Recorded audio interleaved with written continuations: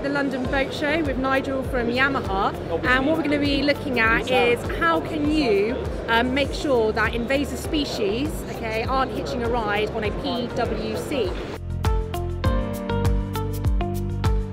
Okay, so the first thing we're going to be doing is checking the PWC for any invasive species that may be visible, that's animal and plant matter.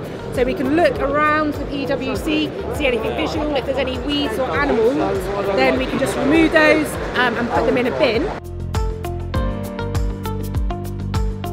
The first thing we'll do is flush out the engine. That on this particular model, the flush attachment is underneath the seat. And this is going to flush out the engine cooling system. So we attach our hose pipe in through here, start the engine up, turn the water on, and we'll run it through for 3 or 4 minutes on the hose, and that will flush out any internal cooling waste.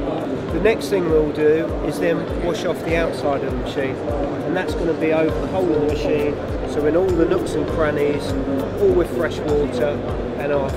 But paying particular attention to the jet unit at the back of the craft, because here is the part that's always sat in the water, and there's a lot of places that they could catch, and that's where you want to make sure you give a good wash around to.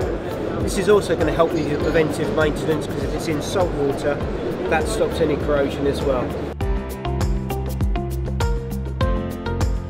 Cleaning the PWC for any species, and then making sure it's air dried for as long as possible, because some species can last up to 2 weeks in damp conditions. Now, we do have a lot of invasive species that arrive here that don't cause any damage to our environment, but we do have some that do, and they're the reason why they're called invasive species. And when they get into our environment, they impact our wildlife, so our own native wildlife, causing damage, but they can also cause economic damage on aquaculture, so that's mussel and oyster farms, and also they can get into the inlets and outlets of our PWCs and other boats, causing problems, and to remove those it costs a lot of money.